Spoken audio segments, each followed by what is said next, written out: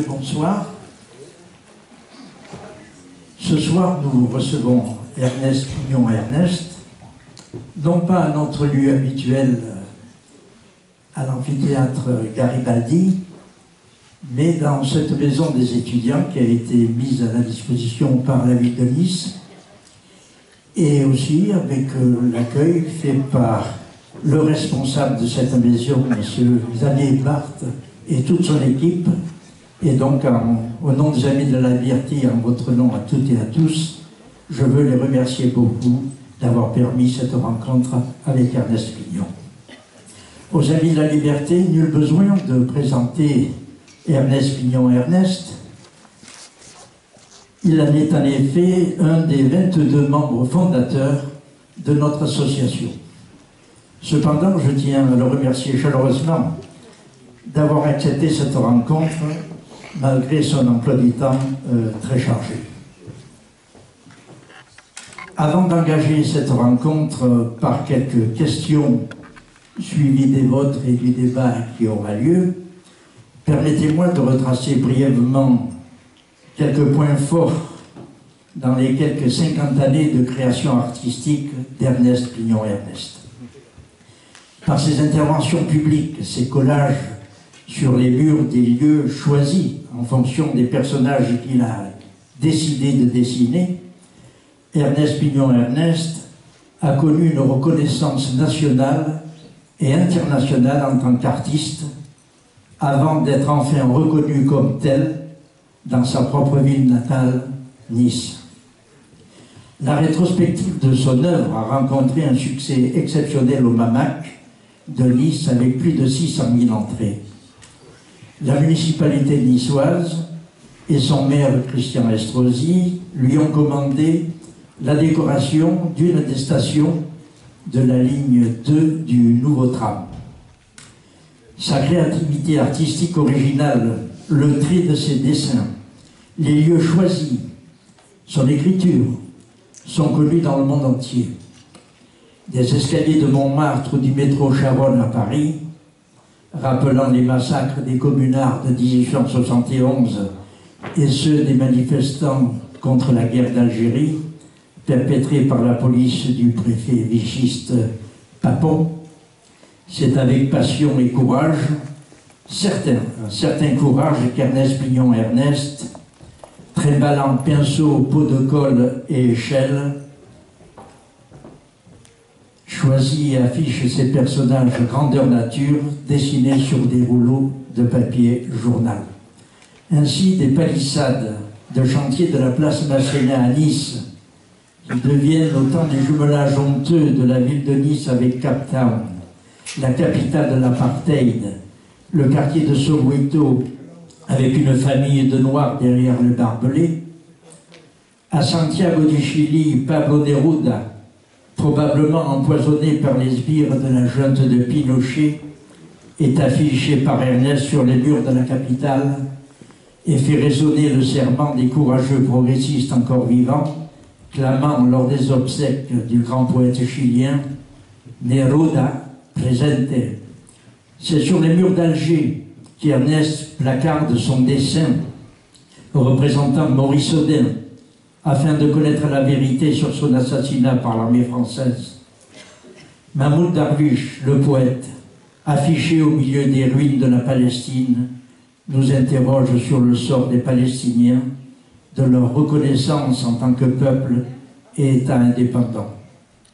Ernest Pignon-Ernest a fait sortir Caravaggio des musées pour l'afficher sur les ruelles de Naples. De même, son portrait de Pasolini nous interpelle sur les déchirements intellectuels de ce grand écrivain, poète et cinéaste italien qui a été avant tout le chantre des laissés-pour-compte de l'histoire, des déshérités de notre société et dont la grandeur a consisté à n'ignorer aucune des contradictions de notre époque, lucidement et tragiquement assumées. Tout comme ces extases mystiques placé dans le noir de l'église Saint-Pons à Nice, où, que l'on soit religieux ou non, une forte émotion nous a étreints à chaque éclairage et apparition d'une de ces saintes religieuses. Voilà Ernest Pillon-Ernest.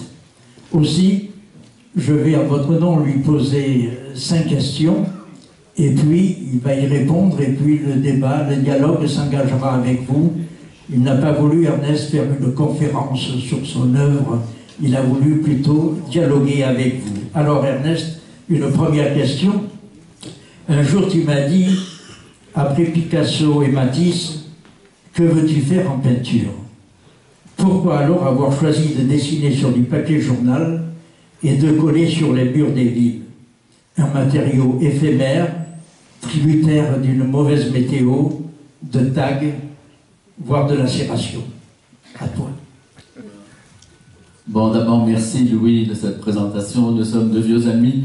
Je ne suis pas étonné que la liberté ait tellement d'amis. Je suis assez content de les partager. Voilà. Merci, merci d'être là.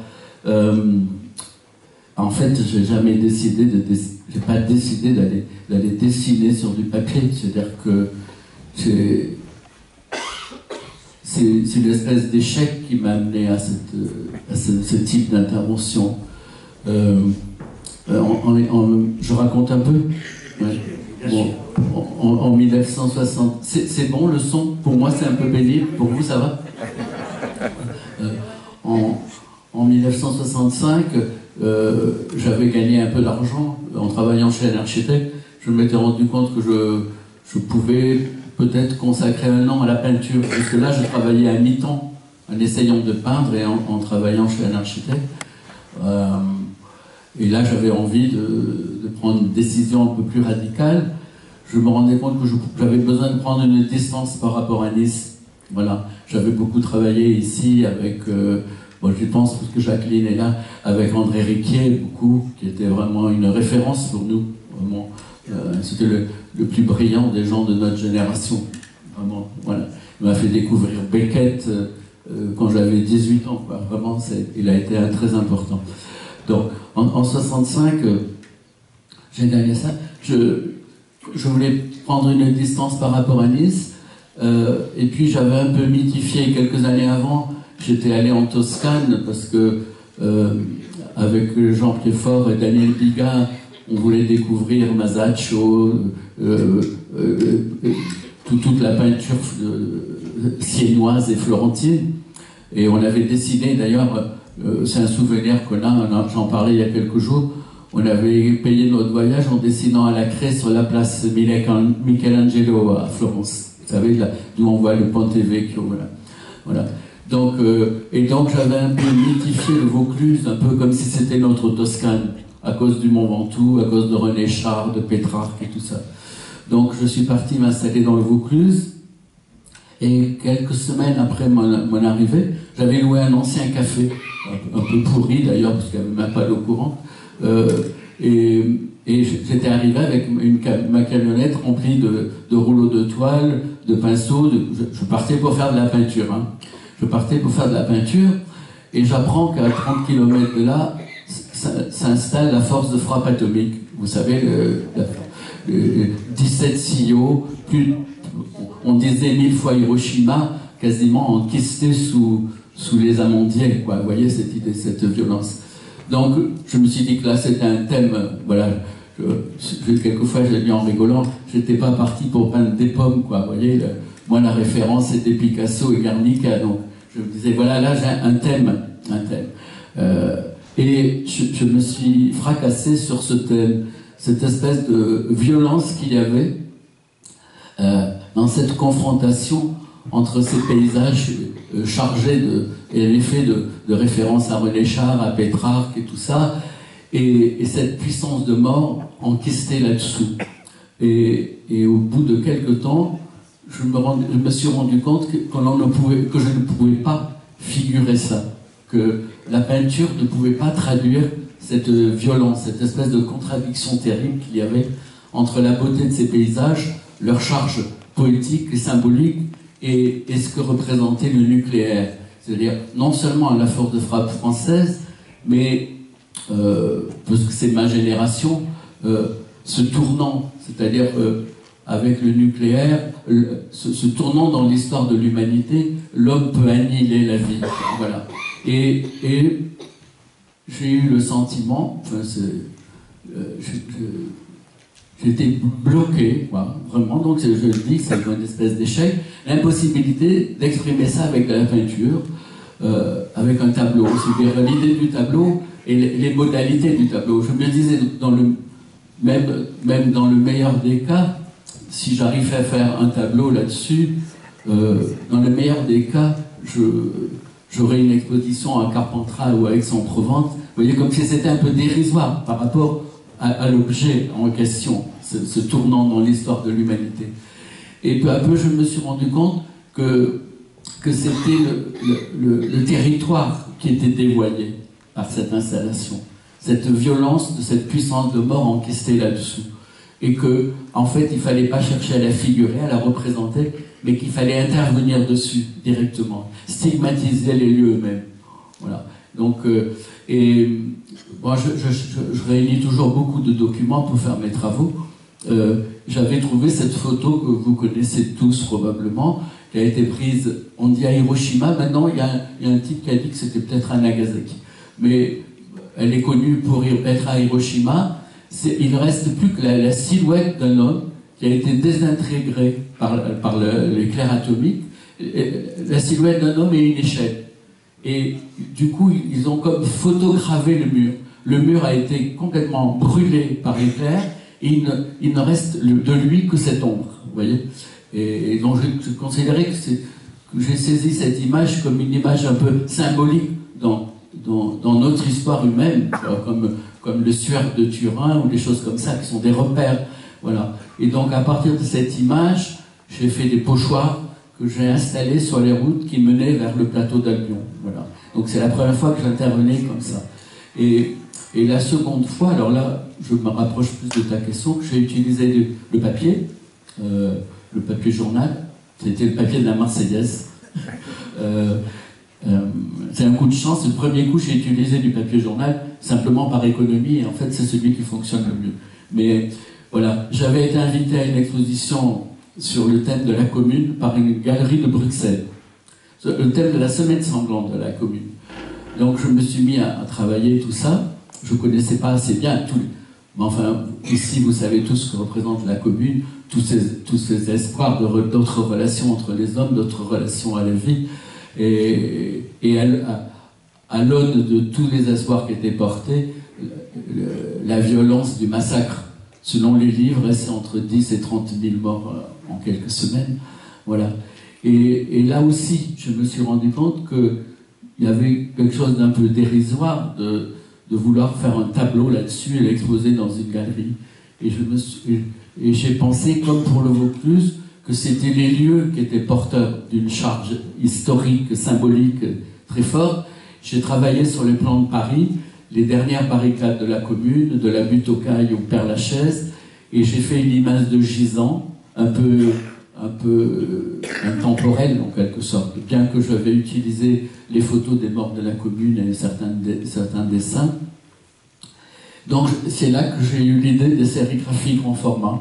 C'est la première fois que je fais ça, que j'ai fait des grandes sérigraphies.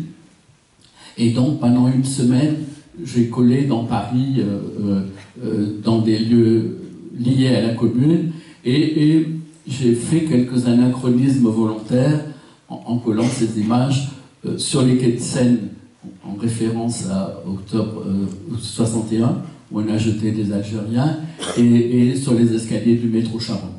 Voilà. Alors justement, ça me conduit tout de suite à la deuxième question, parce que lieu, territoire et représentation. Dans une interview, en paraphrasant un peu Paul Klee, tu as déclaré « Je ne cherche pas à représenter, je cherche à être présent. Et aussi, moi je n'expose pas des dessins dans la rue, je provoque quelque chose dans la rue. » Peux-tu expliquer ces remarques? Ouais, l'idée c'est... Ouais. Oui, c'est ça. C'est la différence. Là, on parle de street art. Beaucoup de gens de street art disent qu'ils interviennent dans la rue parce que c'est la plus grande galerie du monde, quoi. Voilà. Moi, j'ai rien à voir avec cette réflexion-là. Je n'expose pas de dessins dans la rue. Si j'expose quelque chose, c'est la rue elle-même, en fait. C'est la rue elle-même, travaillée, révélée par la présence de mes images. Il faut que je dis un peu comment je travaille, parce que sinon, je veux dire, ouais, il vaut mieux comme ça fait le processus. Voilà. Moi, quand j'appréhende un lieu, mettons, hein, j'appréhende un lieu, je sais que je vais intervenir sur un lieu, j'en fais une appréhension de peintre ou de sculpteur, c'est-à-dire que j'y vais à toutes les heures de la journée, je sais comment la lumière fonctionne dessus, je sais la texture du mur, je sais sa couleur, je comprends l'espace dans lequel elle s'inscrit, comment on va découvrir le mur, voilà. Je fais une approche physique, plastique, de tout ce qui se voit. Hein. Et simultanément, je travaille, et c'est le plus important, tout ce qui ne se voit pas dans le lieu. C'est-à-dire que j'essaie d'assimiler, de comprendre l'histoire, la mémoire enfouie du lieu, sa charge symbolique, voilà. Et c'est un peu schématique d'expliquer comme ça, et c'est donc nourri à la fois de tout ce qui se voit et de tout ce qui ne se voit pas que j'élabore mes dessins. Hein. Mon dessin, qui, une fois inscrit dans le lieu, doit en quelque sorte le révéler, le réactiver en quelque sorte. La présence de mon image, c'est, au fond, ma proposition, c'est le lieu lui-même et son histoire, mais on passe tous les jours devant, les gens passent tous les jours au métro Charonne, ils oublient le drame qui s'est passé, la présence de mes images vient en quelque sorte réactiver les choses. Et donc, à propos de ce que tu disais, de rendre présent, c'est toute il y a un équilibre. Mes images sont le fruit d'un travail qui est traversé par des contradictions. C'est très dialectique. Il faut pour qu'il soit reçu comme une présence, qui est une espèce de rencontre physique, qui est une espèce presque de sensualité dans la rencontre, un face à face. Il faut qu'il y ait assez d'effets réels, voilà, pour qu'il se passe quelque chose, hein, qu'il y ait une espèce de dimension charnelle comme ça dans la rencontre. Donc je travaille, une quête, je trouve pas d'autres mots, d'effets réels, voilà. Mais en même temps, je ne veux pas faire du trompe-l'œil. C'est-à-dire, je veux pas, je ne cherche pas à faire prendre le signe qu'est le dessin pour l'objet figuré. Je voudrais que le signe qu'est le dessin suggère plus que l'objet figuré, suggère autre chose comme ça. Donc, dans mon travail, il y a un effet de réel, par exemple le fait que c'est grandeur nature, hein, par exemple, et en même temps, au théâtre, on dirait un effet de distance. Je veux dire, je garde toujours la feuille de papier blanc, c'est en noir et blanc, et il y a une façon d'affirmer la fiction. Hein. Et donc, mon travail vise à un équilibre ou un déséquilibre, à des tensions entre l'effet réaliste pour que ça fonctionne dans la rue, qu'il y ait une présence. Pour ceux qui ont, c'est un peu dommage de parler d'images et de ne pas les avoir, mais la plupart d'entre vous, vous en avez vu. Voilà, il y a ça. Et en même temps, cette affirmation, ce côté brechtien, parce qu'il y a beaucoup de choses qui viennent du théâtre dans mon travail, je montre que je montre, hein, qui affirme cette distance. Voilà. Et où j'en suis là? Oui, je crois qu'on peut suivre. Comme je savais tes questions, je voulais... Voilà. Mais dès l'instant où tu parles de lieu et d'histoire, on peut embrayer tout de suite la troisième question. Le choix de tes personnages, des poètes, ainsi que des lieux dans lesquels tu les représentes, a toujours une dimension politique et philosophique. Alors, l'art doit-il interroger, faire réfléchir? Oui, bien sûr, il doit faire réfléchir. Là, j'ai lu dans une interview de Mordilliac, il citait Tchekhov, il disait le rôle de l'art, c'est de rendre, de faire une retranscription correcte de la réalité. Tu as affiché les pauvres gens et ceux qui ont des difficultés à Haïti. Donc, Ouais. Quand tu as affiché Haïti, tu fait aussi réfléchir sur la situation. Ouais, mais en même temps, quand j'ai eu la chance de rencontrer Mahmoud Darwish, grand poète palestinien, il a passé un long moment dans mon atelier. Il m'a dit, toi aussi, on ne voit que on tire ton travail vers le caractère politique. Il me dit, moi, c'est vraiment impossible. Je fais un poème sur une femme, on croit que c'est la Palestine, ça m'énerve. Je parle des femmes. Voilà, il m'avait dit ça. Et des fois, je parle de ma mère, c'est pas la Palestine, je parle de ma mère. Donc, je veux dire que nos travaux ne peuvent pas être réduits aux politiques. Tu as cité ce que j'ai fait à Saint-Pons. J'ai travaillé sur les textes des grandes mystiques que j'ai appréhendés comme des poètes. Moi, je suis pas croyant, mais j'ai appréhendé leurs textes comme de la poésie. Où j'ai travaillé pendant des années à Naples sur les grands mythes chrétiens. Je veux dire que je n'ai pas... sinon, pour revenir, là, je vais me perdre sur les poètes. En effet, comme je suis athée, je n'ai pas de saint pour incarner des valeurs. Et j'ai découvert que les poètes nous permettent de le faire. Voilà, il y a une grande poétesse allemande qui s'appelle Eva Striegmatter, qui a fait un poème qui s'appelle les poètes, alors selon les traductions, les poètes construisent leur pays, créent leur pays. Et c'est vrai que tu as parlé de Pablo Neruda. Qu'est-ce qu'on sait du Chili, la plupart d'entre nous, si ce n'est à travers l'œuvre de Pablo Neruda, vraiment, hein. Je veux dire, les poètes incarnent leur temps. On reparlera peut-être de Pasolini. Pasolini incarne toutes les contradictions de l'Italie du XXe siècle. Je veux dire, son frère a été fusillé par des communistes, lui-même était au Parti communiste, son père était fasciste. Enfin, je veux dire, on peut faire de tout 800 procès. Voilà, je veux dire. Il est assassiné. Pasolini est assassiné par des gens, mais il est assassiné par l'Italie, par la démocratie, par toute l'Italie. Voilà. Mayakovsky, pour beaucoup d'entre nous, c'est une référence. Mayakovsky, il incarne sa poésie, sa peinture, les fenêtres Rosta et tout ça, tous les espoirs de la révolution soviétique. Il faut bien voir quand même que son suicide annonce une prémonitoire de l'échec du stalinisme, complètement. Il incarne tout ça. Les poètes incarnent. Il est aussi désespéré que Pasolini. Absolument, c'est ça. Et on voit dans son œuvre les espoirs de la révolution et il annonce l'échec comme ça. Je veux dire, Pablo Neruda, c'est le Chili. Je veux dire, moi, je raconte une anecdote parce qu'elle était assez émouvante. En 73, quand il y a eu le coup au Chili, nous avons accueilli avec Yvette, ma compagne, on a accueilli les Chiliens, José Balmes, qui était un peintre dont je connaissais le nom. On a su qu'il était réfugié à Ivry, on est allé chercher, on a pu l'accueillir, et c'est devenu notre voisin. Et peut-être j'ai pas partir sur ça. Tant pis. Hein. Bon, tant pis. Il est venu cette idée. C'est pas ce que j'avais prévu.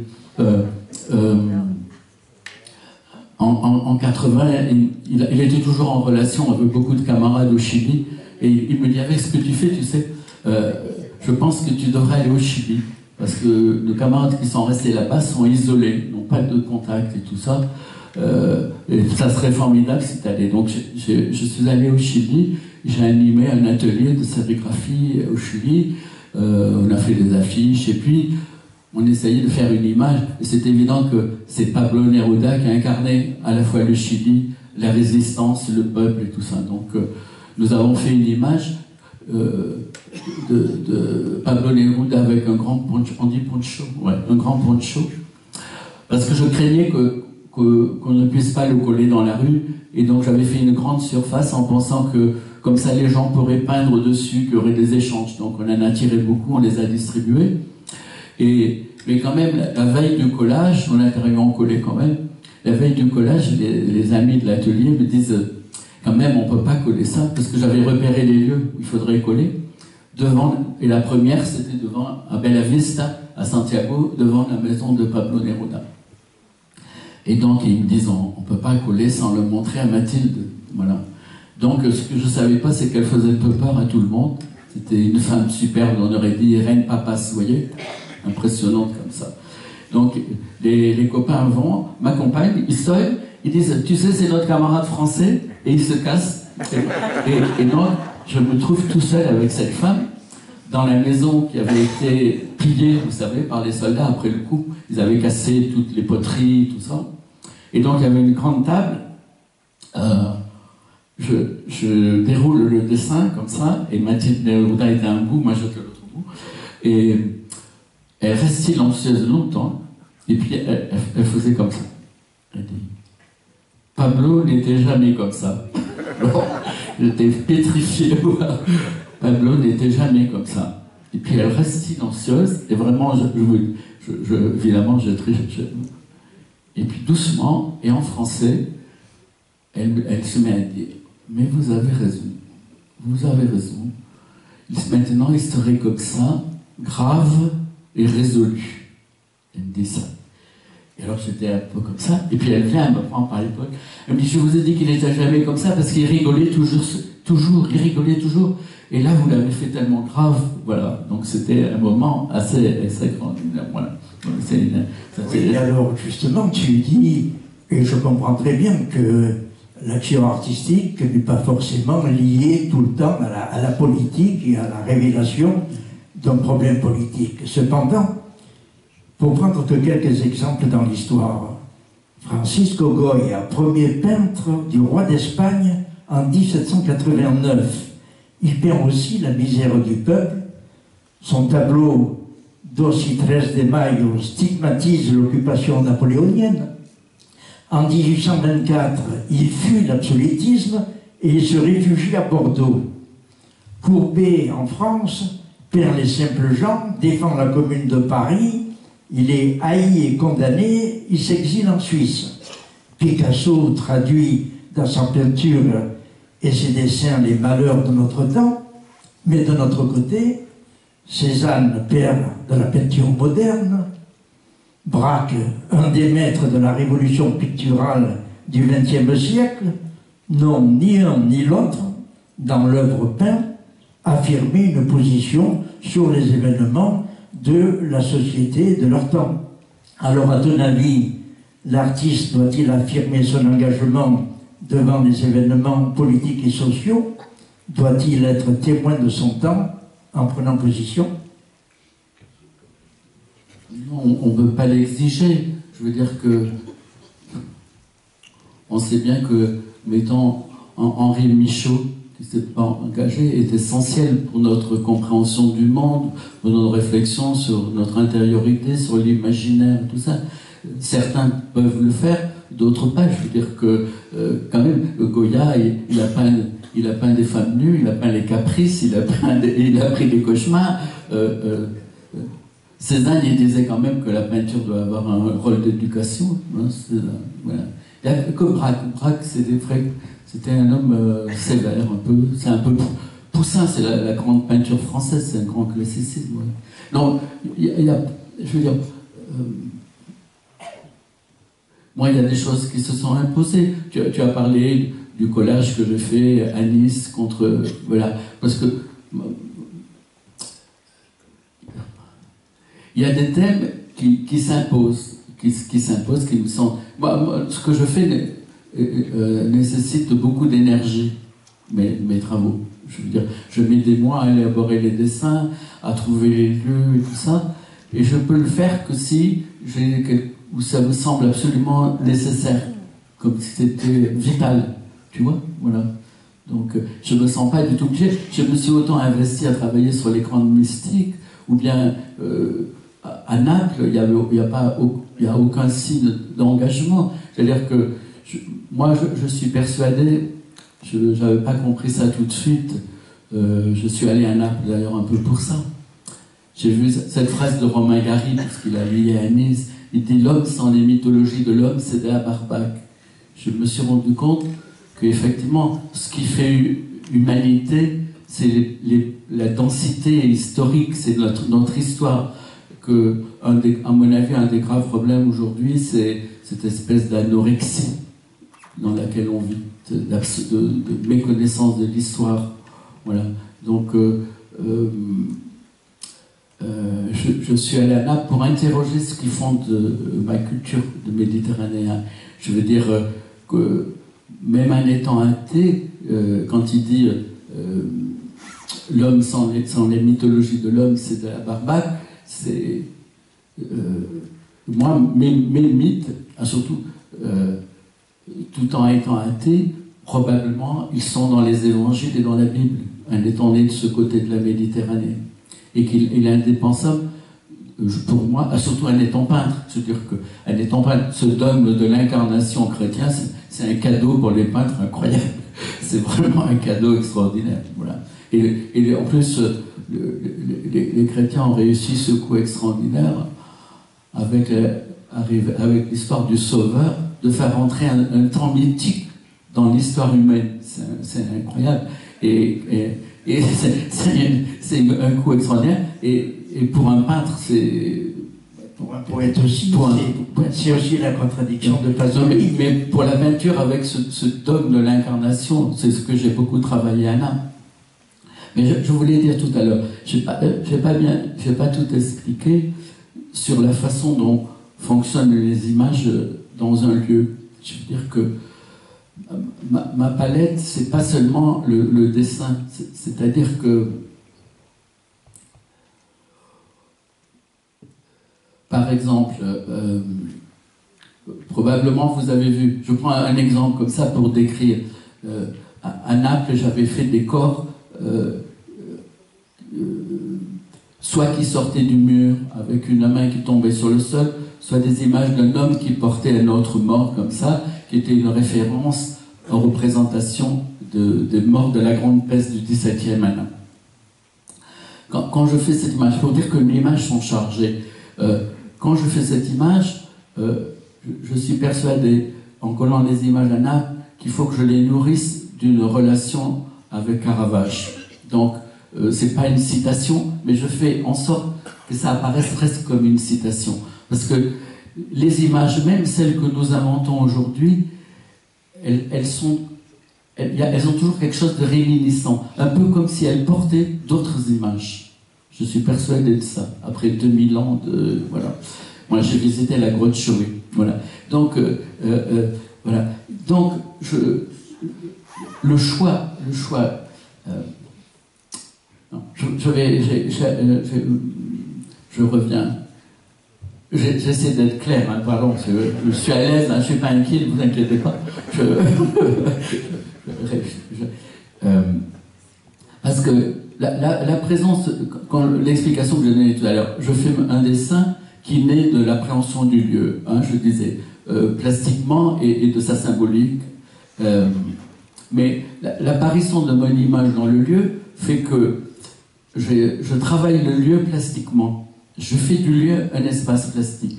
C'est exactement ce que dit Buren de Sérieux. Vous voyez, je fais le même type de recherche.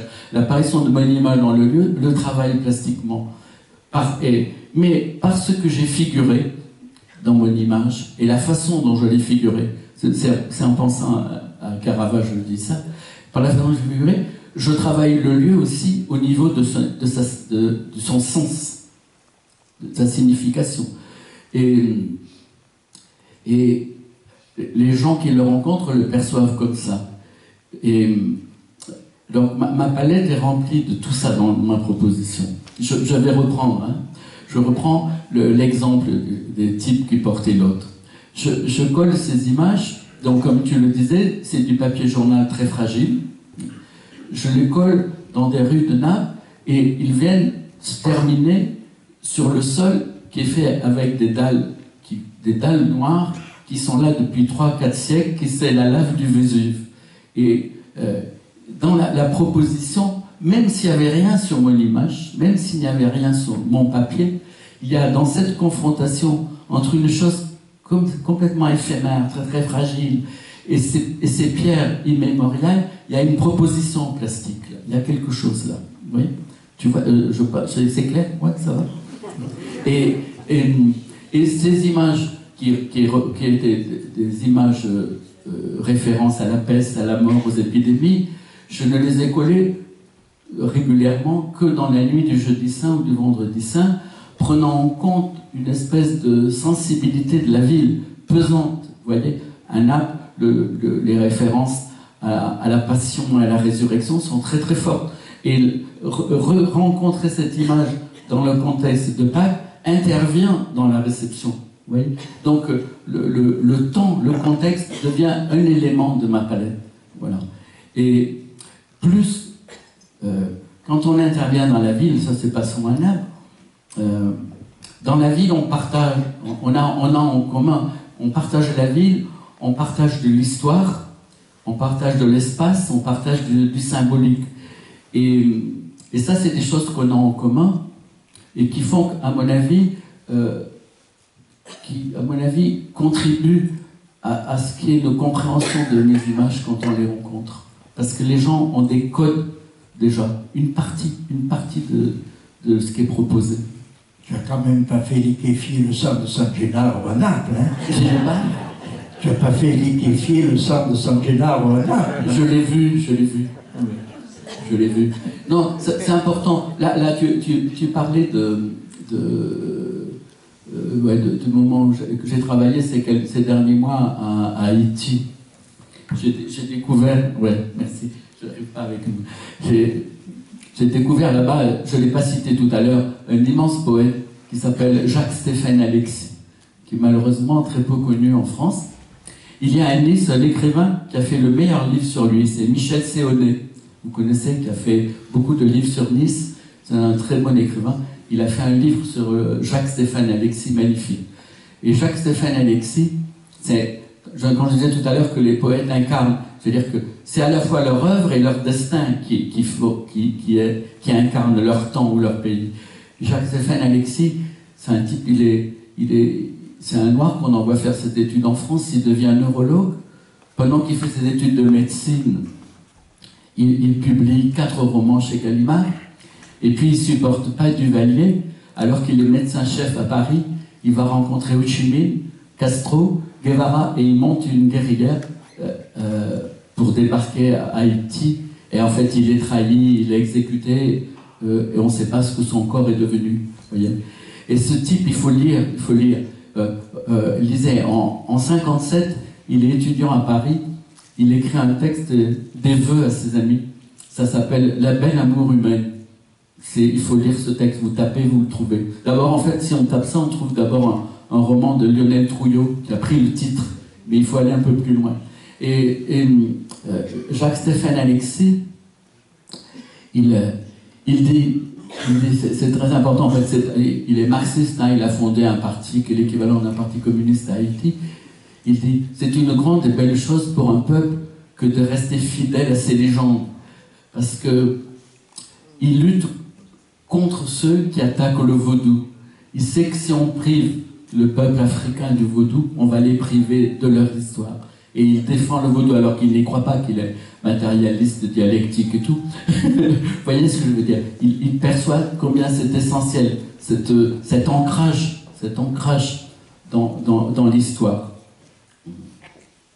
Bon, je ne sais pas pourquoi vous n'avez fait. Écoute, une dernière question avant que le public te mitraille de questions à leur tour. La 5e et dernière. Enfin, tu es reconnu dans ta ville natale, après la magnifique rétrospective du Mamac, la municipalité niçoise t'a passé commande de la décoration de la station du tram à Nice-Garibaldi.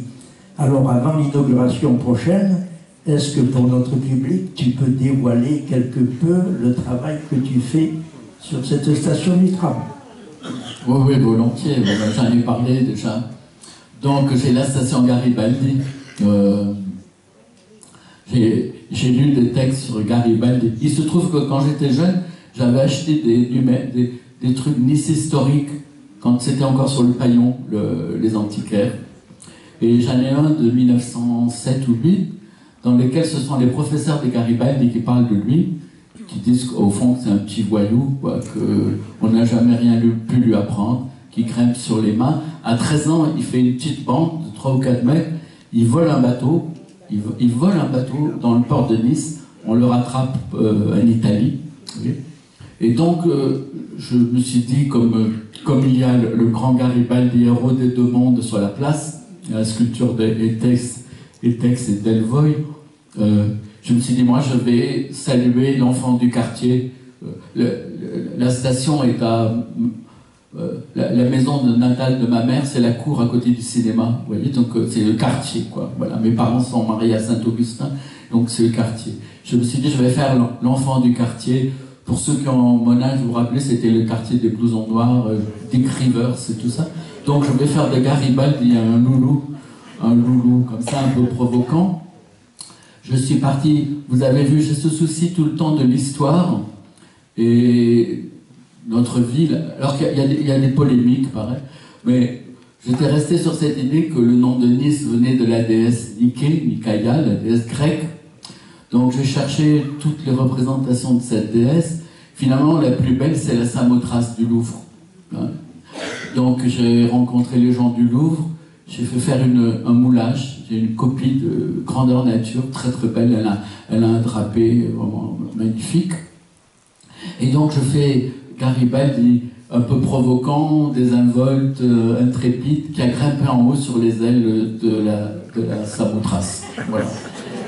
Je cherchais comment associer Garibaldi à des ailes pour cette notion de Garibaldi, de son parcours. Vous voyez, lui qui va se battre en Uruguay, au Brésil, à travers le monde, des fois de façon un peu floue, hein, des fois un peu naïve, une immaturité politique, mais des fois contre la France, des fois avec la France, Gambetta, il est élu quand même par la Commune de Paris, donc moi j'ai beaucoup de sympathie pour lui quand même.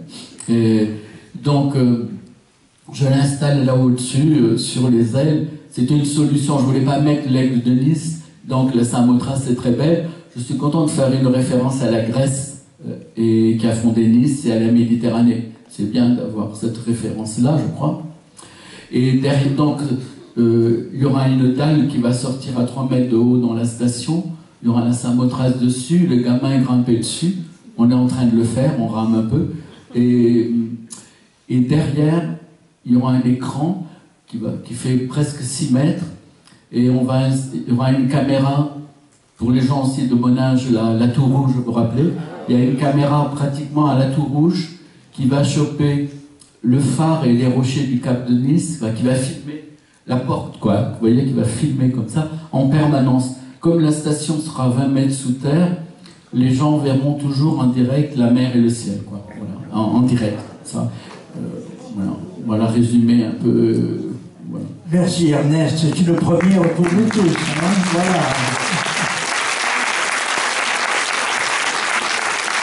Alors maintenant, comme nous en avons convenu, la parole est à vous, il est au public, c'est à vous de donner votre avis, de poser des questions sur le travail d'Ernest, ou du moins de ce qu'il vient de dire.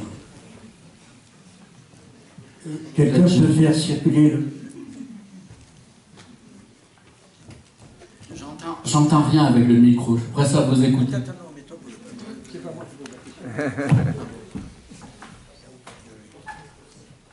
Tu me les répètes? Parce qu'avec le micro, je ne comprends rien. Je suis un peu vieux, je deviens balourd.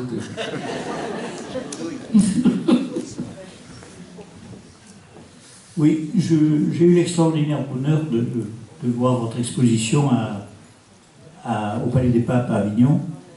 Et j'ai, entre autres, été tout à fait charmé, séduit, surpris par un tableau que vous avez fait et qui donne un petit peu ce que vous disiez tout à l'heure, à savoir qu'il n'y a pas que non plus des représentations politiques pour expliquer la vie, pour expliquer l'homme universel, etc.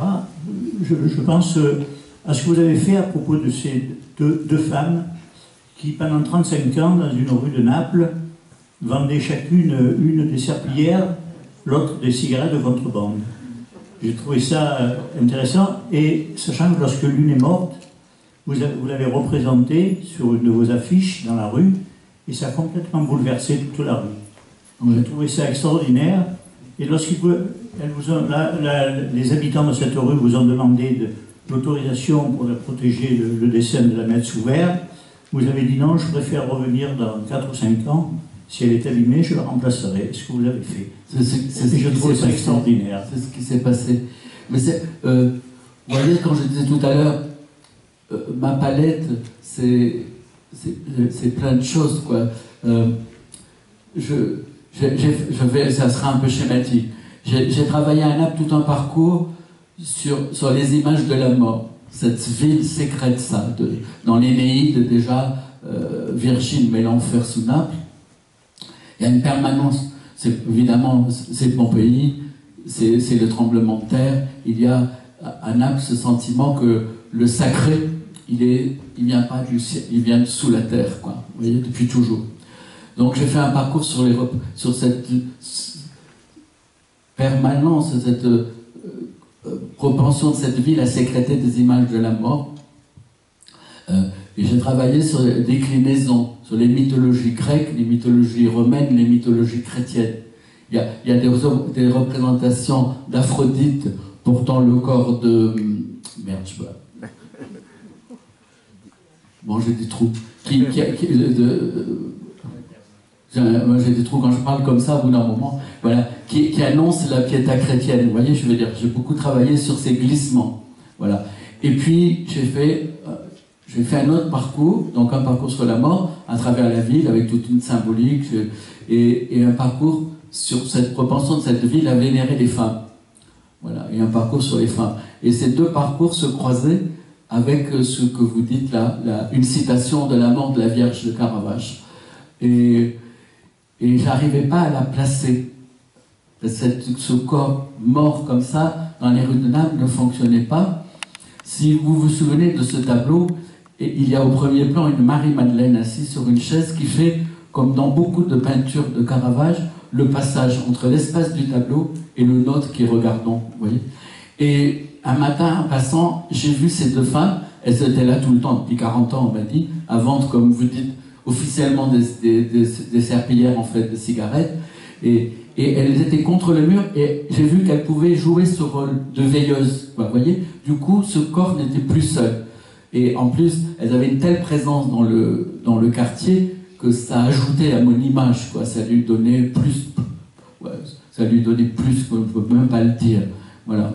Et en effet, l'année suivante, je crois, je suis allé avec une photo pour la leur offrir. Et j'ai appris qu'elle était morte. Une des deux, Antoniette, a été morte. Et c'est vrai que du coup, je l'ai dessinée sur le mur, là où elle était depuis 40 ans.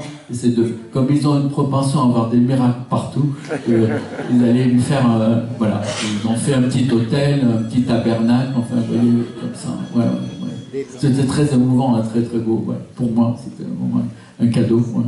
Un cadeau. Et vous voyez, ce dessin de la mort de la Vierge, ça me permet de pointer quelque chose de très spécifique quand on met des images dans la rue. Parce que, inconsciemment, on pense toujours que les images sont vues frontalement. Hein, 99% des images, on pense qu'elles ont... Quand on les colle dans la rue, c'est pas le cas. On les chope par la droite ou par la gauche, surtout dans la rue de Naples qui fait à peine 3,50. Vous voyez, on les a pas à pleine face. Et ça oblige, pour inscrire le corps comme ça, à faire un travail sur l'espace dans lequel il va s'inscrire. Vous voyez, y a toujours une espèce de distorsion, sinon ça marche, sinon on voit que c'est un dessin qui est collé sur le mur. Vous voyez, les gens qui prennent des photos, qui les collent dans la rue, ça marche pas pour ça. Le dessin est indispensable, à mon avis. Moi, mon travail, je suis obligé de passer par le dessin pour résoudre deux problèmes. Ce problème-là, de l'inscription d'une image plate dans l'espace de la rue, et en même temps, le dessin me permet, ce que je disais tout à l'heure, de travailler ce qui est figuré. Vous voyez, quand je dis en faisant référence à Caravage et tout ça. Donc le dessin est indispensable. De toute façon, j'insiste beaucoup sur le... Il n'y a qu'avec le dessin que je trouve la solution pour mettre ces images dans la rue, vous voyez, par le travail de dessin. Et en ce moment, justement, c'est un peu comme pour l'histoire, comme la nécessité de faire référence à l'histoire. c'est presque un choix éthique de dessiner en ce moment, parce qu'on est submergé par un flot d'images qui n'ont aucune consistance, qui durent un millième de seconde, qui n'ont pas de réalité. Et affirmer le dessin, éthique, c'est un peu peut-être exagéré, mais vous voyez ce que je veux dire. Le dessin, c'est la main et la pensée. C'est vraiment l'humanité. Tout à l'heure, je disais, j'ai visité la grotte Chauvet. Vous voyez, c'est 34 000 ans qu'ils nous font signe. C'est l'homme, c'est l'humanité qui nous fait signe avec le dessin. Voilà, avec la main et la pensée. Voilà. Oui. Quel est le dernier livre que vous avez lu ou le dernier film que vous avez vu qui vous ont marqué? Et, je profite du micro pour vous dire qu'en venant ici, moi qui ne connaissais pas le lieu, j'ai demandé à un monsieur et il me dit « Ah, je ne savais pas qu'il y avait une conférence ». J'ai dit « Oui, c'est l'artiste Ernest Pinault Ernest ». Il me dit « C'est marrant parce que ces vacances de la Toussaint avec des enfants, j'ai fait un jeu et j'ai joué son rôle dans le jeu. » J'ai pas compris. J'ai pas compris. La deuxième partie? Toi non plus? Ah bon, ça me rassure. Je vais forcer. Quel est le dernier livre que vous avez lu ou le dernier film que vous avez vu qui vous ont marqué, enrichi? Et en venant jusqu'ici, moi qui ne connais pas le lieu, j'ai préféré demander à une personne que de taper sur une machine. Et le monsieur m'a dit « Ah, je ne savais pas qu'il y avait une conférence ce soir ». Et je lui ai dit « Oui, c'est l'artiste Ernest Pinault Ernest ». Il me dit « Ah, c'est marrant, ces dernières vacances de la Toussaint avec des enfants, dans un centre de vacances, j'ai organisé un jeu de rôle et j'ai joué Ernest Pinault Ernest ». Je comprends pas. Toi non? Ça arrive pas jusqu'à nous. Donc, le monsieur a posé une question concernant le dernier livre ou le dernier film que vous avez vu et qui a marqué votre parcours. Ah, que j'aurais vu, moi? Oui, lu ou vu. Et ensuite, une anecdote qu'on racontera après. Mais la question, c'était celle-là. Le dernier livre que j'ai lu, c'est hier. Le dernier livre que j'ai lu, c'est hier. C'est un livre qui s'appelle Pierre de Christian Bobin, le poète Christian Bobin. C'est son voyage vers Sète pour rencontrer Soulages. Voilà. Et le film, je ne me rappelle plus. Il faut que je demande à Yvette.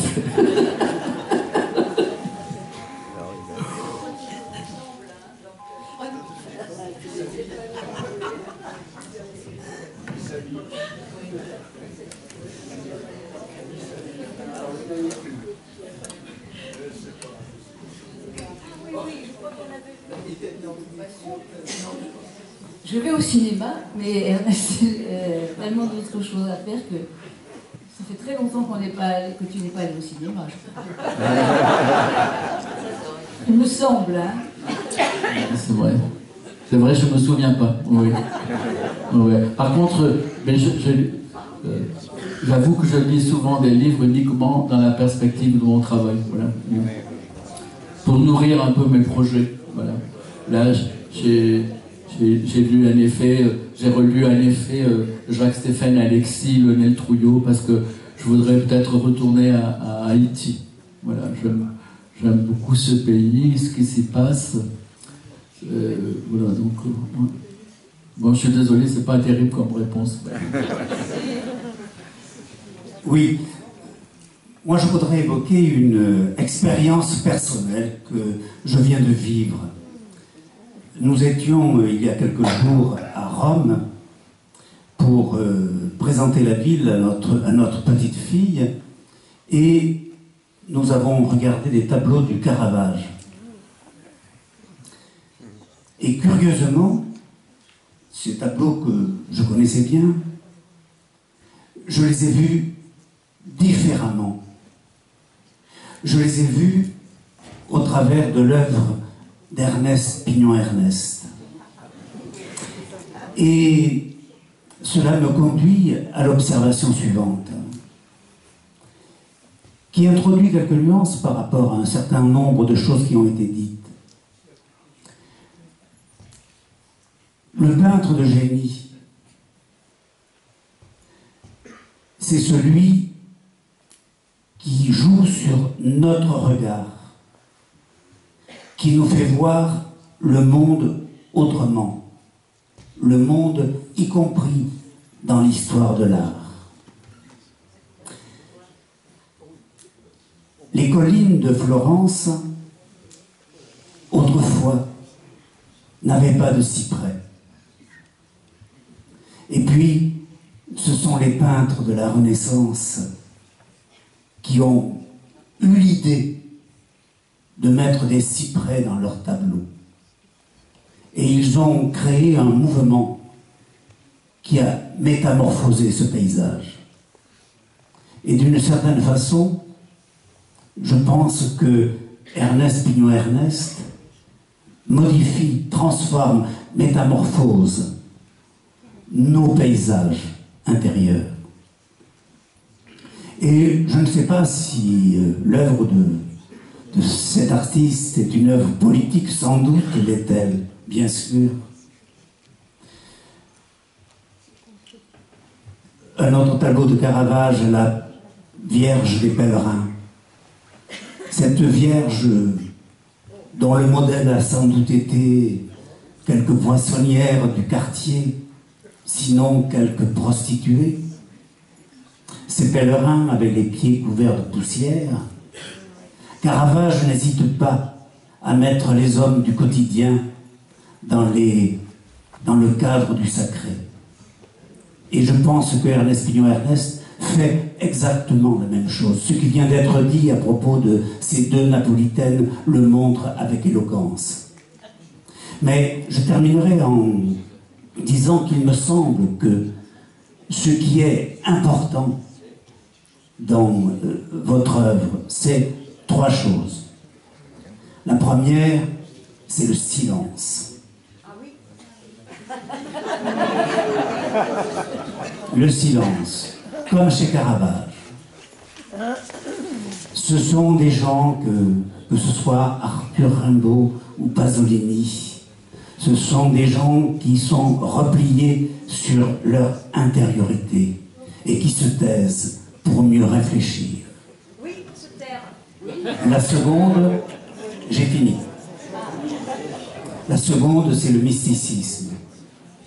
Et la troisième, c'est le poids de la mort. Votre œuvre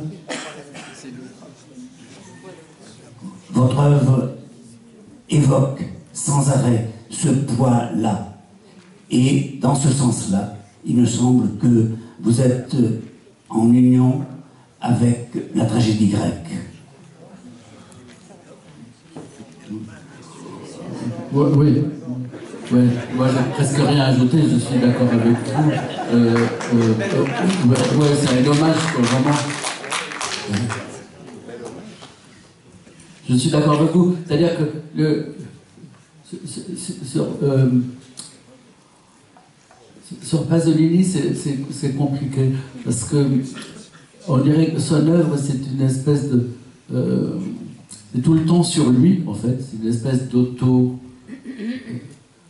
d'auto-analyse toute son œuvre, mais en même temps, elle nous permet de comprendre notre temps en permanence. Vous voyez, c'est-à-dire, c'est un travail qu'il fait sur lui-même, mais qui nous permet de comprendre le monde. C'est-à-dire qu'il a cette dimension, il a une vision tragique de toute façon du monde tout le temps. Mais en même temps, il a cette dimension mystique. Vous faites toujours penser, c'est une phrase de Régis Debray, il a dit « Les mystiques se préparent à la mort, les curés préparent les obsèques. »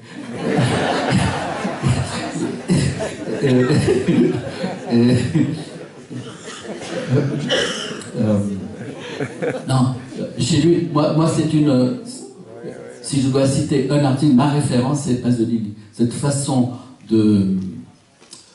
d'abord, de faire de l'histoire de la personne la plus humble, que ce soit dans Hackathon ou dans Mama Roma, de faire d'un problème d'emploi, d'un petit emploi, ou d'un problème de logement, ou de l'histoire d'un petit voyou, une espèce de quête mythique et épique. Voilà, il y a cette faculté, et il y a tout le temps chez lui cette façon, tout en employant des problèmes de notre temps, avec une position très politique, de faire résonner les grandes voix du passé. Vous voyez, je veux dire que c'est Dante, Léopardi, tout le temps, il y a ça tout le temps. C'est-à-dire qu'il y a tout le temps un dialogue avec l'histoire et avec l'histoire de l'art. Voilà, chez lui, il y a cette dimension-là qui est extraordinaire, qui est une référence. Je veux dire que, alors qu'il s'affirme comme communiste, il fait l'évangile selon saint Matthieu, Médée. Voilà. Pour moi, Pasolini, c'est une référence. La première image que je colle à Naples, c'est une citation de David et Goliath de Caravage, qui à ce moment-là, maintenant il y a des discussions sur cette peinture, elle est à la Villa Borghese, mais on pensait que c'était un des derniers tableaux faits par Caravage, parce qu'il se représente lui-même en Goliath, la tête tranchée. Il est en période de rédemption, il attend le pardon du pape, et donc il se représente lui blessé. Dans l'autre main, je mets la tête de Pasolini, et Pasolini, je mets la tête de Pasolini, en plus avec ce bandeau qu'il a dans le Decameron, parce que dans le Decameron, il est peintre. Il dit « Je suis le meilleur élève de Giotto ». Il fait une fresque à Santa Chiara, à Naples, dans l'église de Naples. Donc, je fais cette image. La tête qui tient à Pasolini, la main droite, elle est prise dans un autre tableau, L'amour profane, qui est un tableau très provocateur. C'est un jeune garçon avec les jambes ouvertes. Je prends cette main, presque personne voit. Vous voyez, c'est-à-dire comment je densifie les choses. J'essaie de densifier les choses. Cette image, elle est collée, si vous vous souvenez, ceux qui l'ont vue, elle est collée sur un mur rouge, qui est pour moi une référence à la Villa des Mystères à Pompéi. Et elle est au dos de la chapelle Saint-Sévère où il y a le Christ voilé. C'est-à-dire que, vous voyez, les images sont chargées comme ça, dans l'image. Et ça me fait penser, il y a dans mon travail quelque chose qui révèle un peu, probablement, mon incapacité à conclure les choses, à jamais finir. Parce que je travaille longtemps les dessins, et je les charge de plein de trucs, plein de références, d'histoires, graphiques, plastiques et tout ça. Mais en même temps, je sais que quand je vais les coller, je vais encore intervenir dessus. Selon l'endroit où je vais la mettre, je vais encore œuvrer sur le sens de l'image. Vous voyez, c'est jamais fini. Je me garde toujours la possibilité d'encore ajouter quelque chose. Voilà. Et quand ce sont des multiples, comme c'était le cas des poètes, pour Rimbaud, Darwish ou certaines images, je sais qu'en les mettant dans des endroits différents, je multiplie leur sens éventuel. Vous voyez, selon l'endroit où on le compte, on le met, l'image n'a plus la même signification. Voilà. Je me garde toujours cette possibilité d'encore travailler l'image. Mais ça, c'est parce que j'arrive jamais à finir quelque chose. Excuse-moi, tu as dit une connerie, j'en dirais certainement une. Et je suis beaucoup moins savant que le précédent. Vous savez, je suis meilleur à l'écrit qu'à l'oral. Et c'est plus une réflexion. Donc, il y a déjà des conneries, certainement. C'est au tout début. Hein, comme dirait dans l'Alouette de la Nouille, le commencement, c'est le plus beau. C'est au tout début, lorsque tu parles finalement de cette interrogation, comment peindre le périlotonie, comment aussi donc faire un... Tu vois, c'est ça, cette interrogation, c'est comment arriver à nommer et à représenter ce qui est indicible, c'est-à-dire finalement ton travail sur la représentation graphique. Et ça me rappelait aussi, si tu veux, d'une certaine manière, je crois que c'est Primo Levi, j'en suis pas sûr, comment écrire après Auschwitz. Et d'une certaine manière, Picasso, il ne peint pas un tableau sur Guernica, il peint sa vision de Guernica. Voilà, c'est 2-3 conneries que je dis. Bien sûr. Mais moi, tout à l'heure, quand j'ai dit à propos du nucléaire, on peut pas le représenter. Quelquefois, j'ai dit, sauf si on est Picasso. Voilà, parce que moi, j'ai bien fait sur constat, bien sûr, que j'étais pas Picasso. Je n'ai en commun avec lui que ma taille, tu vois. Tu vois, comme Picasso, il est en concours, quoi. C'est comme Rimbaud, c'est comme des extraterrestres, c'est des gens, voilà, un peu, voilà. Par contre, tout à l'heure, j'ai pensé sur le dessin. Bonsoir. Parce qu'on m'interroge des fois sur le dessin. Quelquefois, j'y pense parce qu'on a parlé de Mahmoud Darwish, et j'ai compris ça. J'ai compris des choses comme ça. Mettons dans ta première question, je voulais répondre. Tu me dis de faire des choses éphémères. Et quelquefois, on pense que c'est un handicap, que c'est voilà. C'est pas vrai du tout. C'est-à-dire que cette fragilité de mes images, elle fait partie de la proposition. Le fait qu'elles vont disparaître compte autant que ce qui est représenté. Quand on rencontre les images, parce que quand on rencontre des images dans la rue, souvent elles sont très simples et c'est très pauvres. Les images que je colle, référence à Caravage ou des Caravages inventés et tout ça, les gens ne réfléchissent pas à tout ce qui a été investi là-dedans, mais ils sentent qu'il y a une proposition qui est chargée, et ils sentent en même temps que cette mort annoncée.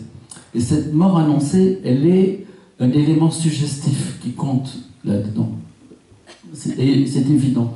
Et je l'ai compris il y a très longtemps quand j'avais collé Rimbaud. J'avais collé l'image d'Arthur Rimbaud de Charleville à Paris, sur les routes et dans Paris et tout ça.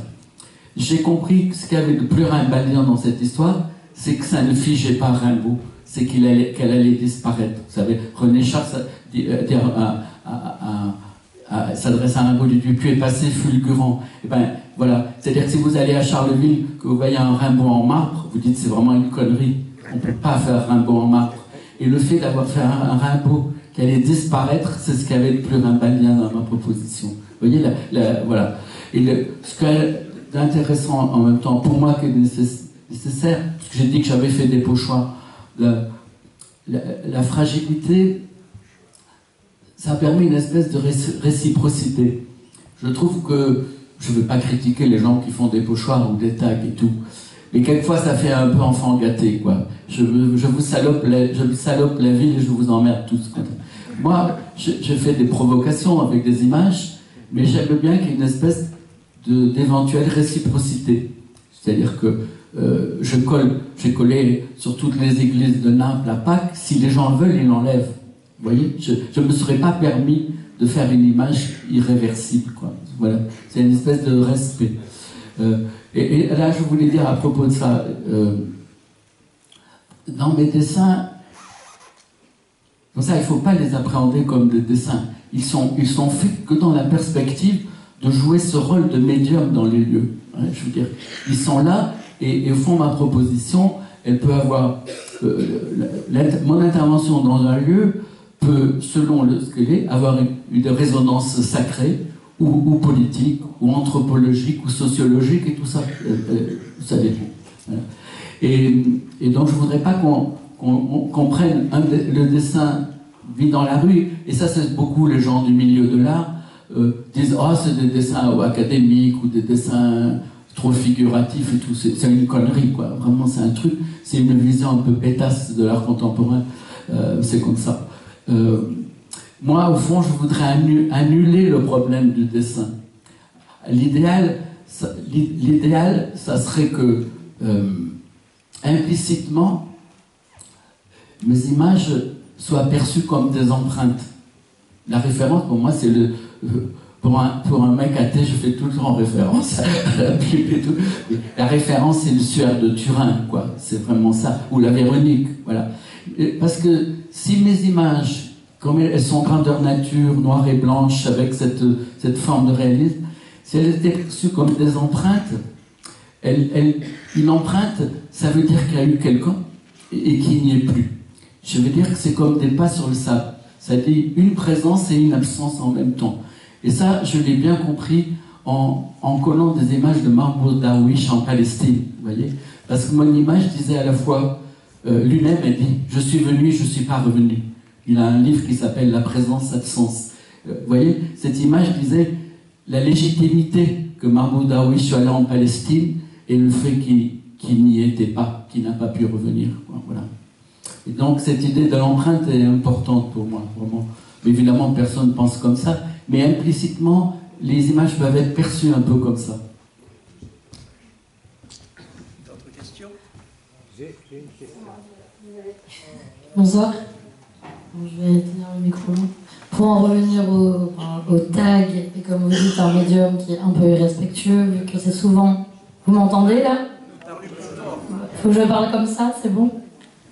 Alors du coup, vous en êtes venu au tag, au graffiti, tant mieux parce que c'est là où je voulais en venir avec vous.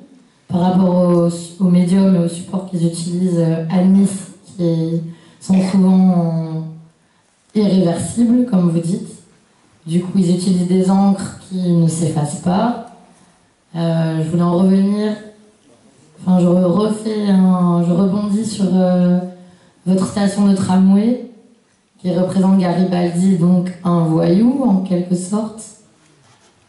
Est-ce que vous avez l'intention de peut-être inviter des voyous à venir intervenir sur Garibaldi qui escalade la déesse?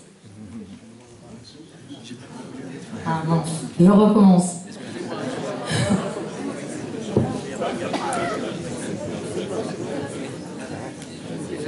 Est-ce que là vous m'entendez si je parle aussi fort? C'est pas que j'entends, mais je... C'est comme ça que vous m'entendez mieux? Non, mais parlez près du micro, parlez plus fort. Parlez plus fort.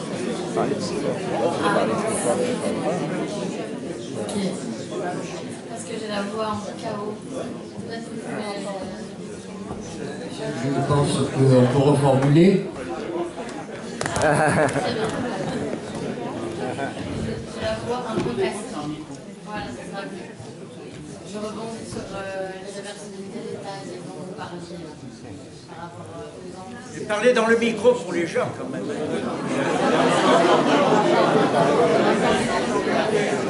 Il répétera et reformulera.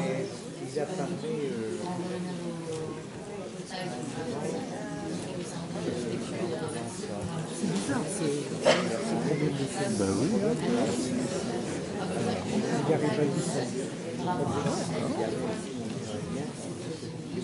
Oui.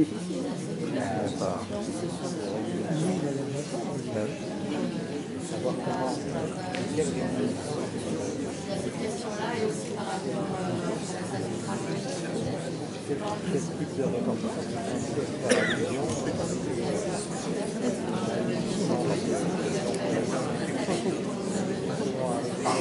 Non, mais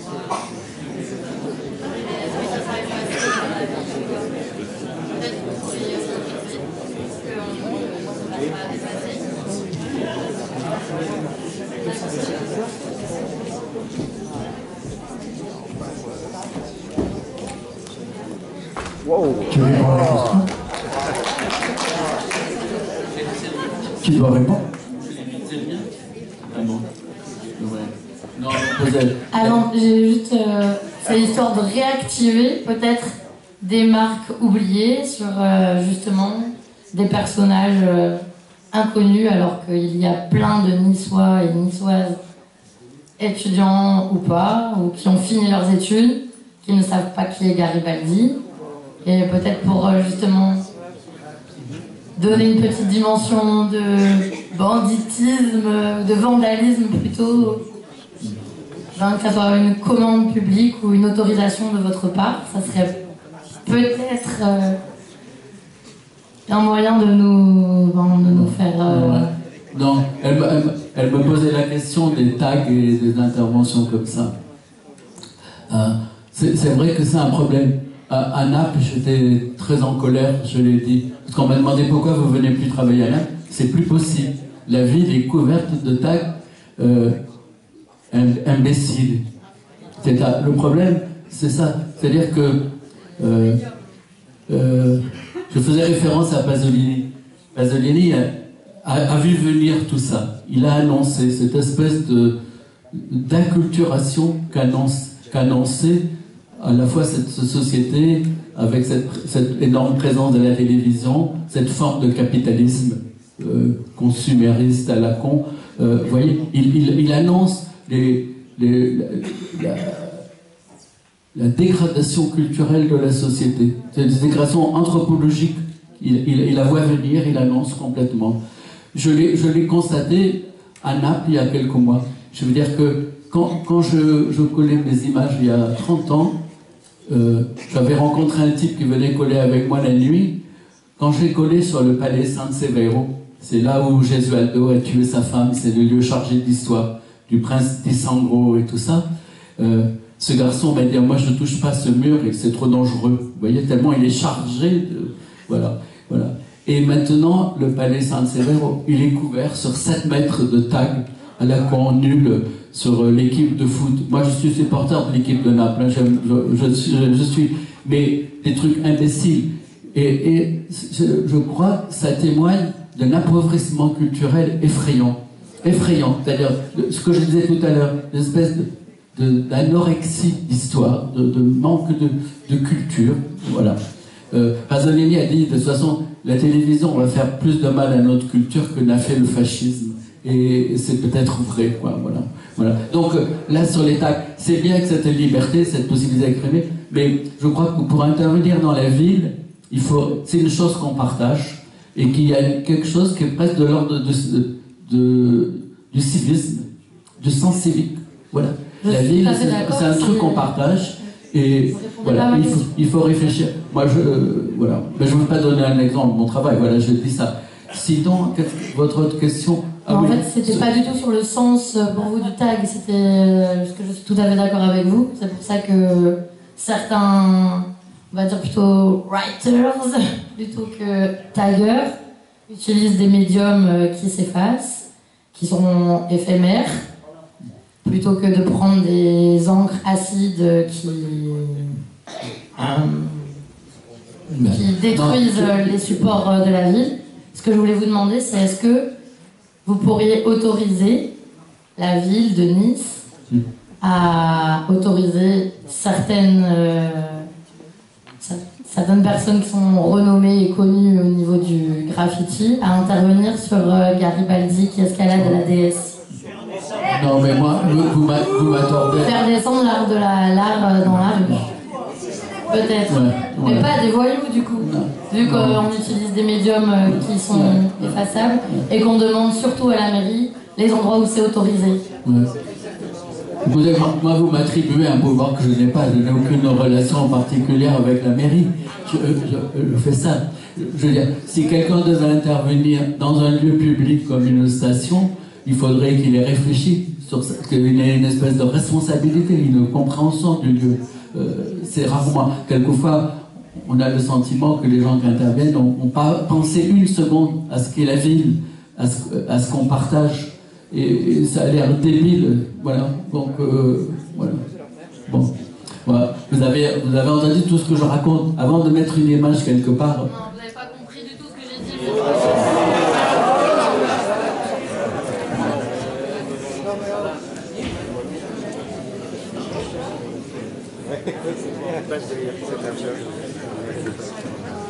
Ce sera une question beaucoup moins terre à terre, peut-être.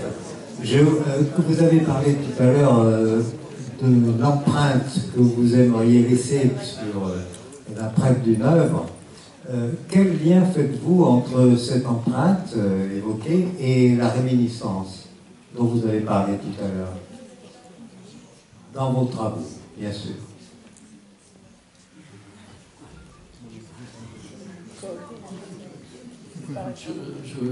Au fond, je ne suis pas sûr de bien comprendre la question. Mais là, je l'ai entendu, hein, excusez-moi. Mais... Alors, je vais peut-être formuler autrement. Lorsque vous avez développé votre façon de concevoir l'œuvre, vous avez évoqué le concept de réminiscence.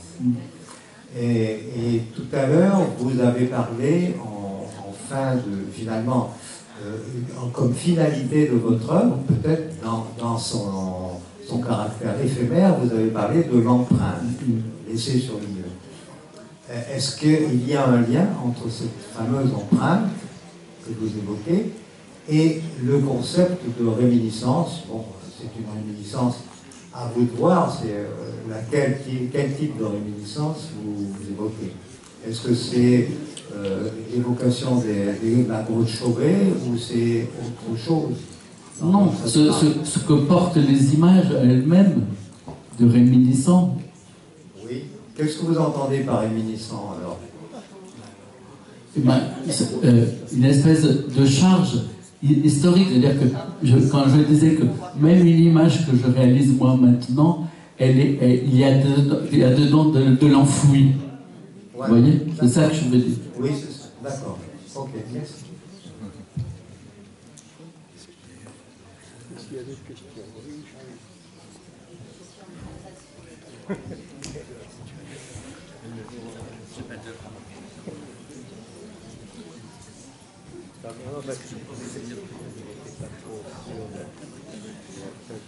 Alors, moi, je voudrais savoir, dans cette ville de votre enfance, dans Nice, quel est le coin disparu, métamorphosé, transformé, que vous regrettez? À Nice? Oui. Oh, ce qui me met en colère, c'est la destruction du Rul. Je trouve que c'est un crime, vraiment. Parce que l'ensemble rue Les Jardins Albert Ier, c'était une œuvre d'architecture d'urbanisme exceptionnelle. C'est criminel, là, le rue, surtout le prétexte, l'immeuble de merde qu'on a fait à la place, avec un garde-corps en aluminium anodisé, monstrueux, monstrueux.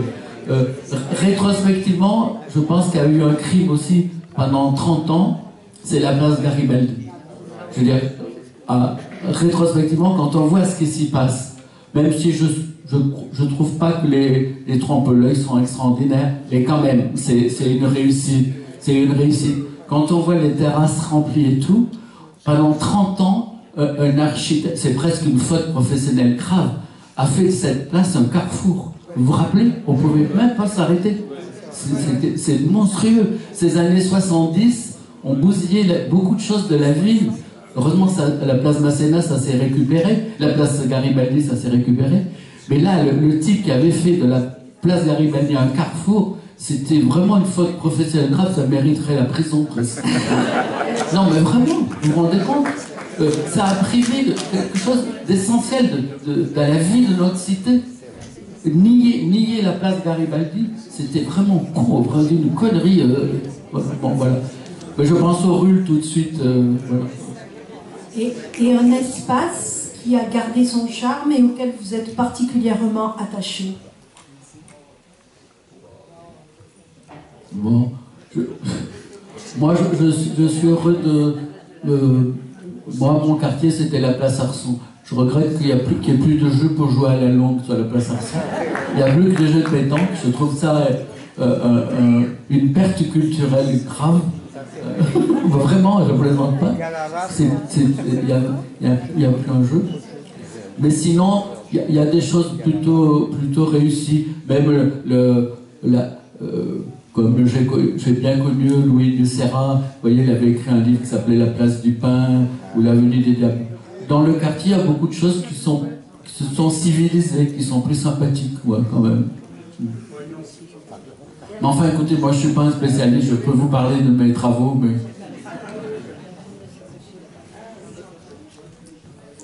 Je peux parler sans micro. Je peux parler sans non, micro. Non. Faut que ce soit enregistré. Faut que ce soit enregistré.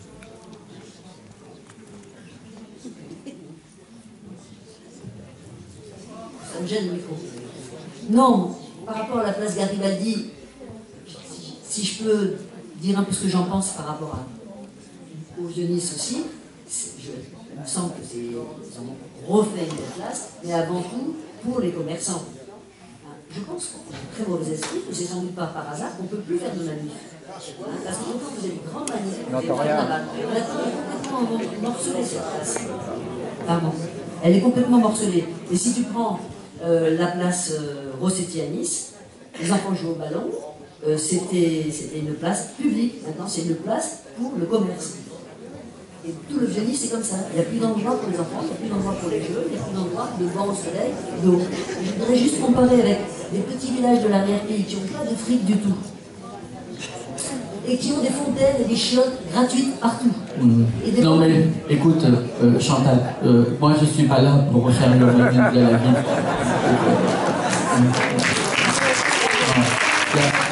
Il y a une chose par rapport à ça, c'est que quand j'interviens, je veux pas, vraiment je suis venu pour parler de ce que je fais. Je fais en sorte que quand les gens découvrent mes images dans un lieu, l'appréhension soit inséparable de l'ancien contexte du lieu, qu'il y ait une appréhension simultanée de temporalités différentes. Tu vois? Voilà. J'essaie que mes images soient chargées comme ça, de sens et d'histoire.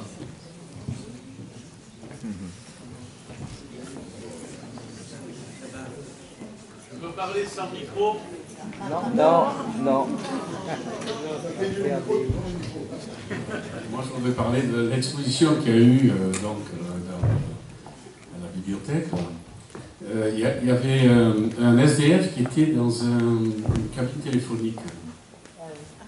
Alors, je ne sais plus si j'ai lu l'explication un petit peu de ce que tu as voulu faire, mais moi j'ai ressenti ce manque d'intimité du gars qui est en pleine lumière. Et en même temps, l'agressivité. L'agressivité de cette cage de verre transparente, où tout le monde pouvait le voir. Je ne sais pas si c'est ce que tu as voulu montrer. S'il y avait cette agressivité aussi. Ouais. En fait, je fais ces images dans les cabines de téléphone quand je rentrais de Naples. J'ai eu le sentiment à un moment que j'avais trouvé une solution. Je me suis méfié de ça. J'avais l'impression que j'avais trouvé comment faire des images à Naples et que ça fonctionnait juste très très fort parce que c'était des lieux chargés de moulures, de cariatides, les draps aux fenêtres, tout ça. Et un peu comme un exercice, comme un pari, je me suis dit, je vais prendre un objet qui est exactement le contraire. Métallique, froid, un peu aseptisé. Et c'était un peu un contre-champ de mon travail napolitain. Et en fait, je me suis aperçu que ces lieux très froids comme ça étaient chargés aussi. C'est-à-dire que cette contradiction qu'il y avait dans ces cabines, elles ont disparu en même temps. Cette espèce de modernité sans balayer, quoi, hein, de trucs de fausse modernité. Et en même temps, c'était des objets pleins de contradictions. C'est-à-dire, on était isolés, mais en même temps, comme vous avez dit, il y a la lumière qui tapait dessus, il y avait un côté un peu théâtral. Les gens étaient mis en salle. En même temps, c'était un lieu de communication dans lequel on était isolés. Je les ai travaillés un peu comme ça. Voilà. En contradiction avec ce que je venais de faire à Naples. Effectivement, elles ont été beaucoup utilisées, récupérées par des gens qui travaillaient sur les gens dans la rue, sur les SDF, tout ça. Les images ont été comme ça. Mais pour moi, ça a été un travail plastique aussi, parce que j'ai fait des clins d'œil à Francis Bacon, à plein de choses comme ça.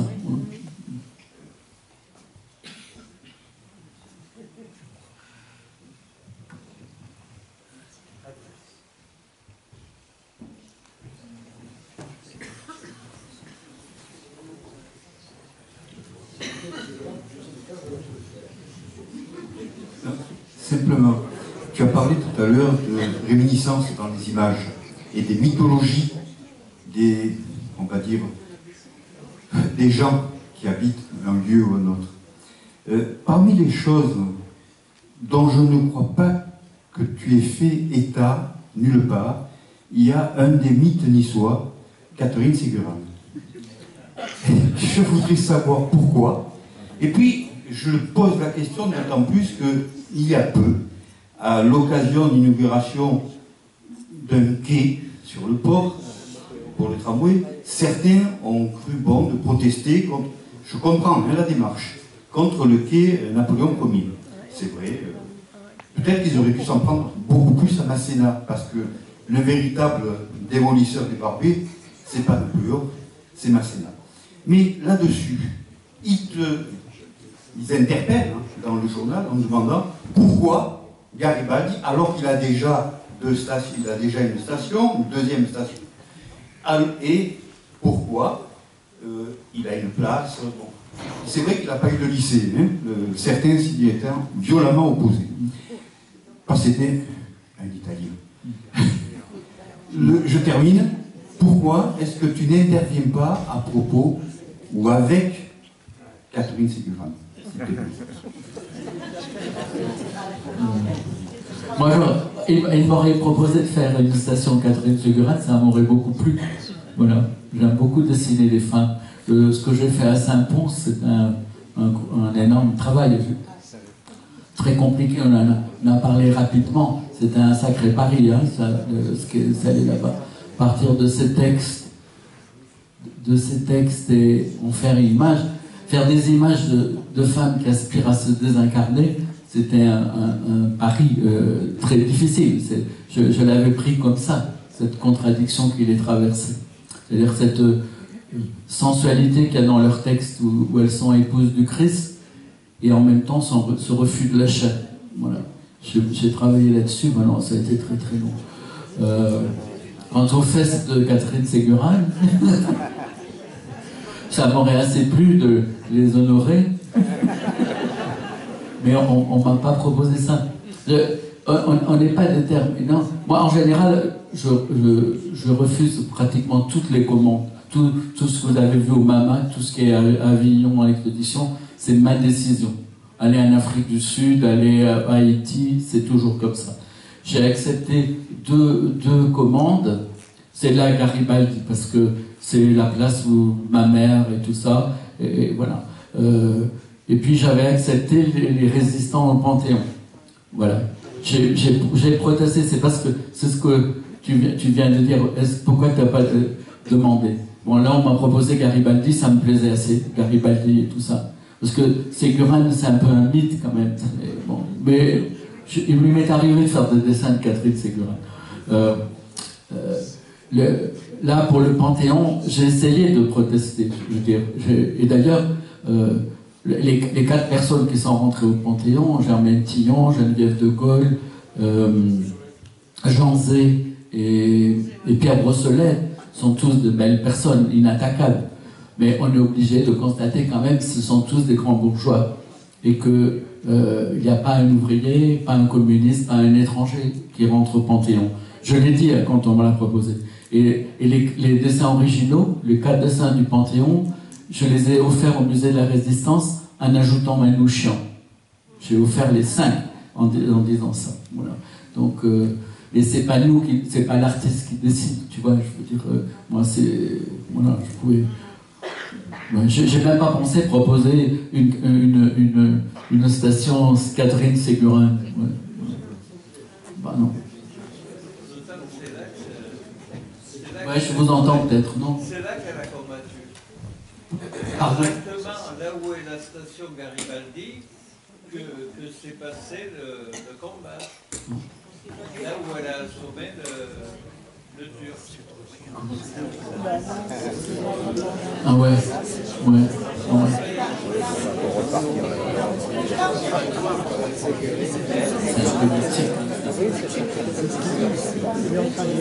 On ne sait même pas si ça existe. Je voudrais vous poser une question depuis quelque chose qui me tourne dans la tête depuis que vous avez parlé des murs de Naples qui sont couverts de tags, qui recouvrent des pans entiers de culture, qui enlèvent un petit peu quelque part à la ville sa force culturelle et son histoire même. Est-ce que vous pensez, je me souviens que Roberto Rossellini disait après la guerre que la capitale de l'Italie c'était Naples. Parce que le fascisme n'avait pas eu les mêmes effets qu'à Milan, que dans les métropoles italiennes. Est-ce que vous pensez que Naples, qui est aussi la ville des femmes, comme vous le disiez fort justement, est-ce que vous pensez que Naples est capable de mener la bataille maintenant contre Matteo Salvini?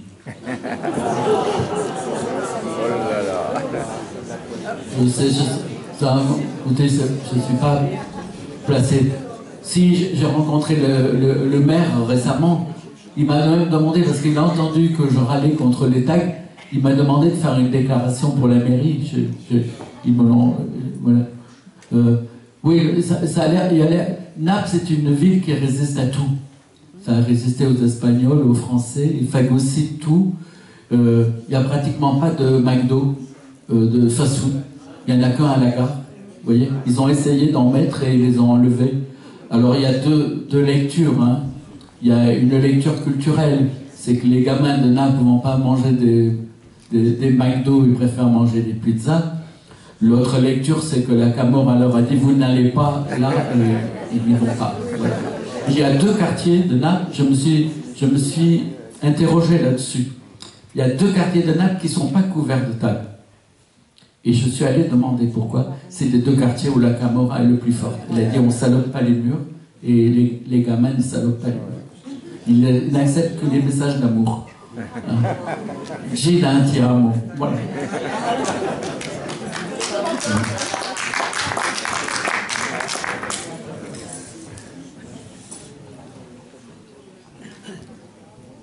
Bien, comme on va en rester là ce soir parce qu'il nous faut rendre aussi la salle.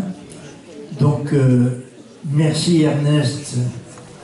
Merci donc au nom de tous, mesdames et messieurs, merci Ernest qui a pris beaucoup de temps pour vous expliquer son travail. Et on s'aperçoit que, comme il dit, il ne faut pas que regarder les dessins en face, mais on voit la complexité de son travail qui paraît pas simplement un suaire affiché sur des murs. Donc merci encore et permettez-moi de vous rappeler avant de se quitter que la prochaine conférence des Amis de la Liberté ne se tiendra pas évidemment ici, mais comme d'habitude à l'amphithéâtre Garibaldi. Retenez la date jeudi 7 novembre à l'espace Garibaldi, où nous parlerons de la Méditerranée, mais d'une autre façon. Méditerranée, point d'interrogation, une mer morte, avec André Jordan, qui est un niçois, mais qui est professeur d'université à Genève. C'est lui qui nous parlera de cette conférence. Merci beaucoup et bonne soirée. Je vous dire un petit mot à propos, puisque c'est les Amis de la Liberté que je partage. Je suis président, en dehors de ça, j'ai remplacé Edmond Charleroux à la présidence de Société des Amis de l'Humanité. Je veux dire qu'il faut s'inquiéter du journal L'Humanité, parce que la disparition de la presse, c'est une mise en cause de la liberté, de la démocratie. Inquiétez-vous de ça, vraiment. Le journal a besoin. Merci à vous.